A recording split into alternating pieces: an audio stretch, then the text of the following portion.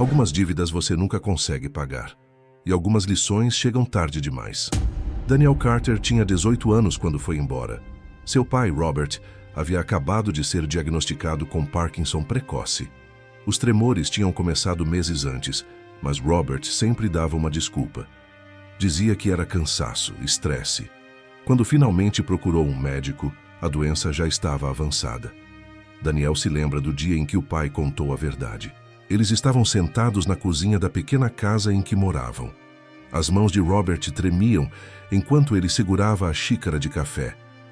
Filho, preciso te contar uma coisa. Estou doente. É Parkinson. Os médicos disseram que vai piorar. Daniel não soube o que dizer. Ele tinha 18 anos, tinha planos, faculdade, liberdade. Uma vida além daquela cidade pequena e daquela casa apertada. O que isso significa? Ele perguntou. Significa que vou precisar de ajuda. Muita ajuda. Os tremores vão piorar. Eventualmente eu não vou conseguir trabalhar. Não vou conseguir cuidar de mim mesmo. Robert olhou para o filho com olhos cansados. Eu sei que não é justo com você, mas você é tudo que eu tenho. Antes de continuarmos a história de Daniel, eu só quero agradecer por estar assistindo. Se estiver gostando, deixa o like e se inscreve para não perder mais histórias como essa. Isso ajuda muito a gente a continuar trazendo conteúdo que importa. Agora, vamos continuar. Daniel sentiu seu futuro escorrendo pelos dedos. Todos os seus planos, todos os seus sonhos. Ele tinha uma bolsa de estudos para uma universidade a 3 estados de distância. Ia embora em 2 meses. E agora o pai estava dizendo que ele precisava ficar. Precisava virar cuidador. Aos 18 anos. Pai, eu não posso, Daniel disse. Eu tenho a faculdade. Tenho minha vida inteira pela frente. Você não pode me pedir para desistir disso. Robert assentiu devagar. Não estou pedindo para desistir. Só estou pedindo para adiar. Talvez fazer algumas aulas online. Trabalhar meio período. Me ajudar até descobrirmos alguma solução. Mas Daniel não queria adiar nada. Não queria descobrir solução nenhuma. Ele queria ir embora. Longe daquela cidade. Longe daquela responsabilidade. Longe de uma vida que, de repente, parecia uma prisão. 2 semanas depois, Daniel foi embora. Não disse ao pai que estava indo. Apenas arrumou uma mochila no meio da noite e dirigiu para longe. Deixou um bilhete na mesa da cozinha que dizia: Me desculpa, eu não consigo fazer isso. Eu preciso viver minha própria vida. Robert encontrou o bilhete de manhã. Leu com as mãos trêmulas e não chorou. Simplesmente dobrou o papel com cuidado e guardou no bolso. Ele sabia que havia perdido o filho. Não para a distância, não para o tempo, mas para o medo, para o egoísmo, para a juventude que ainda não entende o que é sacrifício. Os anos seguintes foram difíceis para Robert. O Parkinson piorou, como os médicos haviam previsto. Os tremores passaram das mãos para o corpo inteiro. Ele precisou largar o emprego na fábrica. Precisou vender o carro porque não conseguia mais dirigir com segurança. Precisou depender de vizinhos e serviços sociais. Ele morou sozinho naquela pequena casa. Alguns dias não conseguia levantar da cama. Alguns dias não conseguia se alimentar. Alguns dias caía no chão e ficava lá por horas, até que alguém fosse verificar se ele estava bem. Mas ele nunca ligou para Daniel, nunca procurou. Achava que, se o filho quisesse saber como ele estava, ligaria. Ele nunca ligou. Enquanto isso, Daniel vivia a vida dos sonhos. Foi para a faculdade, se formou em administração, conseguiu um emprego em uma startup na Califórnia, ganhava bem, tinha um apartamento bonito, namorava mulheres lindas, tinha amigos, tinha carreira, tinha tudo o que queria. Às vezes pensava no pai, geralmente tarde da noite quando não conseguia dormir. Se perguntava se ele estava bem, se ainda estava vivo. Mas nunca ligava, nunca visitava. Dizia a si mesmo que o pai provavelmente o odiava, que já era tarde demais para consertar, que algumas pontes, depois de queimadas, nunca voltam. 15 anos se passaram assim. Daniel subiu na empresa, virou gerente, depois diretor. Ganhou mais dinheiro do que o pai havia ganhado na vida toda. Mas sempre faltava algo. um vazio que nada preenchia, até que, numa terça-feira, o mundo dele desabou. Chamaram-no à sala do chefe. A empresa estava cortando funcionários. Ele seria demitido. Depois de 15 anos de dedicação, estava fora. Assim, de repente, a rescisão era razoável, mas não suficiente. Daniel vivia acima das possibilidades havia anos. Apartamento caro, carro caro, vida cara. Em 6 meses, as economias acabaram. Não conseguia arrumar outro emprego.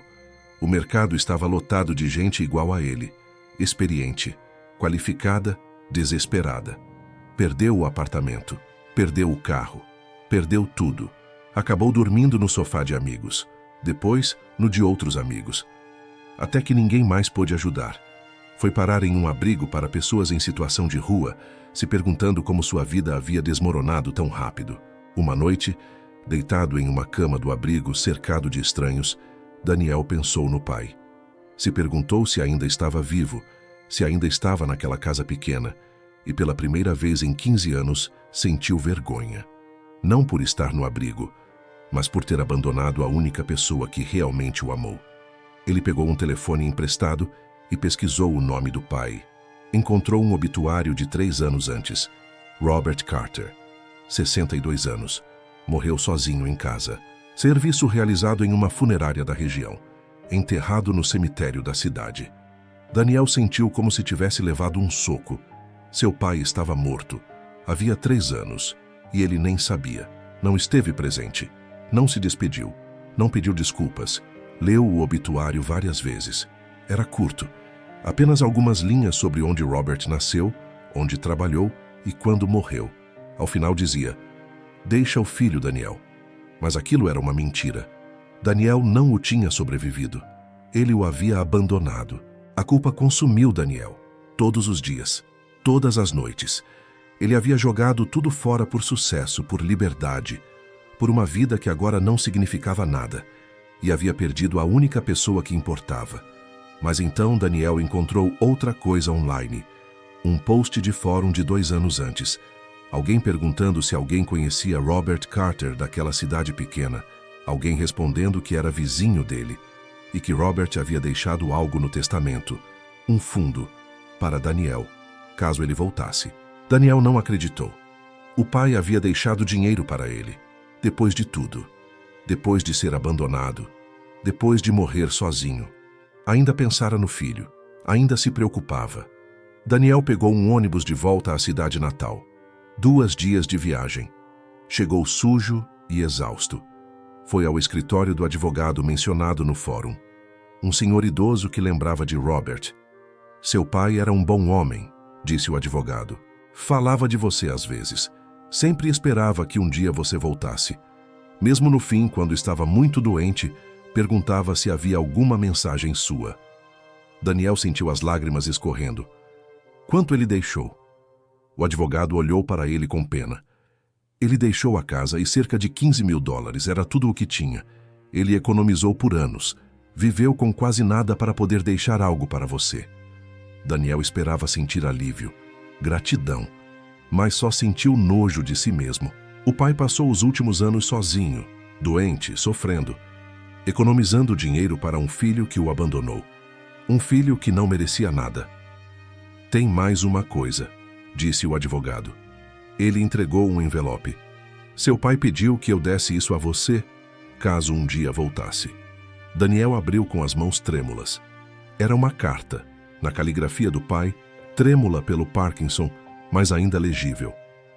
"Daniel, se você está lendo isto, eu já me fui. Quero que saiba que nunca parei de te amar. Eu entendi por que você foi embora. Você era jovem, tinha sonhos. Eu não queria ser o peso que te impedia de voar. Espero que você tenha vivido uma boa vida, que tenha sido feliz. Espero que não se culpe por ter partido. Eu te perdoei há muito tempo. A casa é sua. O dinheiro é seu. Use para construir algo bom. Com amor, pai." Daniel desabou ali mesmo no escritório. Chorou como nunca, porque o pai havia perdoado, havia entendido, havia amado, mesmo depois de ser abandonado. E Daniel nunca lhe deu a chance de saber que o perdão era mútuo, que ele estava arrependido, que ele o amava também. Ele foi ao cemitério.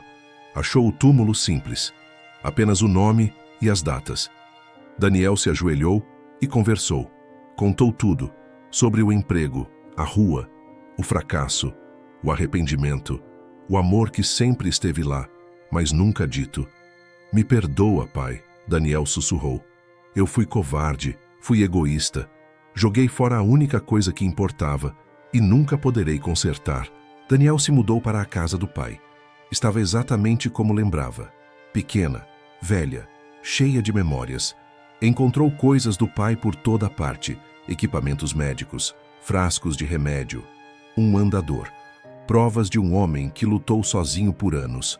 Encontrou álbuns de fotos, fotos de Daniel criança, adolescente, na formatura do colegial. Robert guardou tudo, valorizou cada lembrança, mesmo depois de ser abandonado. Daniel usou os 15 mil com cuidado. Conseguiu um emprego numa loja de materiais de construção. Nada especial. Salário mínimo, mas trabalho honesto. Vivia de forma simples. Suas noites eram dedicadas a mexer nas coisas do pai, a aprender sobre o homem que ele deixou para trás. Encontrou diários. O pai havia escrito por anos. Daniel leu tudo. Leu sobre a progressão da doença, a dor, a solidão, mas também a esperança. Robert escrevia sobre Daniel com frequência. Se perguntava o que ele estava fazendo, se estava feliz. Nunca culpou o filho. Uma entrada perto do fim cortou Daniel por dentro. Cai de novo hoje. Fiquei no chão por 3 horas. A Sra. Patterson me encontrou. Estou virando um peso para todos. Mas continuo tentando porque talvez um dia Daniel volte. Talvez um dia eu veja meu filho. Dizer que o amo. Dizer que tenho orgulho dele. É só isso que eu quero. Só ver meu filho mais uma vez. Daniel chorou ao ler. O pai morreu querendo apenas uma coisa, ver o filho. E Daniel foi orgulhoso, egoísta, covarde demais para permitir. Ele começou a fazer voluntariado em um asilo. Passava tempo com idosos que não tinham família, que estavam sozinhos como o pai havia estado. Ele não podia corrigir o passado, mas podia evitar que outros morressem sozinhos. Um dos residentes, um senhor chamado Frank, lembrava muito o pai. Mesmo senso de humor, mesma bondade. Frank tinha Parkinson também. As mãos tremiam do mesmo jeito. Frank tinha um filho que nunca o visitava, nunca ligava. Daniel se via naquele filho ausente, no mesmo egoísmo, na mesma omissão. Um dia, Daniel perguntou: "Você odeia seu filho por não estar aqui?" Frank pensou um pouco. "Não, eu fico triste. Fico decepcionado, mas não odeio. Ele está vivendo a vida dele. Talvez isso seja suficiente." "Não é suficiente", Daniel murmurou. "Acredite, eu sei." Frank olhou curioso. Daniel contou tudo. Sobre abandonar o pai. Sobre 15 anos de silêncio. Sobre voltar tarde demais. Sobre a carta. Sobre o perdão que não merecia. Frank ouviu em silêncio. Depois disse: "Seu pai te deu um presente. Ele te deu perdão. Não desperdice esse presente se odiando para sempre. Use ele. Seja melhor. Ajude outros. É assim que você honra seu pai." Essas palavras mexeram com Daniel. Ele percebeu que o pai não queria vê-lo sofrer. Não queria vê-lo afogado em culpa. Queria que ele fosse feliz, que construísse algo bom. Então Daniel fez exatamente isso. Ele fundou uma instituição. Pequena no início, apenas ajudando idosos da cidade que não tinham família, levando-os a consultas, comprando mantimentos, fazendo companhia para que ninguém ficasse sozinho. A instituição cresceu, outros se juntaram, pessoas que perderam pais, pessoas que entendiam arrependimento. Juntos garantizaram que nenhum idoso da cidade precisasse morrer sozinho ou sofrer sem ajuda. Daniel chamou a instituição de Fundação Robert Carter. Colocou uma foto do pai em todos os materiais. Contou a história do pai. Contou a sua própria. Uma história de abandono, arrependimento e segundas chances que chegaram tarde demais. Ele começou a visitar escolas. Falava com adolescentes sobre o preço do egoísmo. Sobre como o sucesso não significa nada se você perde as pessoas que te amam. Sobre como o tempo não volta. Como a ausência não pode ser desfeita. Como os mortos não ressuscitam para ouvir um pedido de desculpas. Alguns ouviam, outros não. Mas aqueles que ouviam, aqueles que ligavam para os pais naquela noite, ou visitavam os avós, ou ajudavam alguém da família, faziam tudo valer a pena. Anos se passaram. Daniel nunca ficou rico, nunca voltou para cargos altos, nunca teve o sucesso que um dia achou tão importante, mas dormia em paz, porque estava fazendo algo que importava, algo que o pai teria orgulho. Ele nunca se casou, nunca teve filhos. A casa permaneceu como era, um memorial para o pai, um homem que merecia mais, um homem que amou incondicionalmente, que perdoou o imperdoável. No aniversário da morte do pai, Daniel sempre ia ao túmulo, levava flores, sentava e conversava, contava sobre a fundação, sobre as pessoas que ajudaram, sobre as vidas que mudaram. Eu espero te fazer orgulhoso, pai, ele dizia. Eu sei que não posso consertar o que fiz, mas eu tento. Todos os dias eu tento. Um ano, nesse mesmo dia, Daniel encontrou algo no túmulo. Alguém havia deixado um bilhete. Obrigado pela Fundação Robert Carter. Vocês ajudaram minha avó quando ela não tinha ninguém. Deram dignidade a ela em seus últimos dias. Seu pai criou um bom homem. Daniel chorou ao ler, porque talvez fosse verdade. Talvez depois de tudo, após erros, arrependimentos e fracassos, ele finalmente tivesse se tornado o homem que o pai esperava que ele fosse. Não por sucesso, não por dinheiro, não por conquistas, mas por serviço, por sacrifício, por aprender. Tarde demais. O que realmente importa. Algumas dívidas você nunca consegue pagar. Daniel sabia disso. Ele nunca recuperaria aqueles 15 anos. Nunca sentaria ao lado do pai nos últimos dias. Nunca diria as palavras que precisava dizer. Mas podia impedir que outros cometessem o mesmo erro. Podia impedir que outros pais morressem sozinhos. Podia transformar seu maior fracasso em algo que ajudasse o mundo. O pai lhe deu essa chance através do perdão. E Daniel estava determinado a não desperdiçá-la. Agora vá ligar para alguém que você ama antes que seja tarde demais.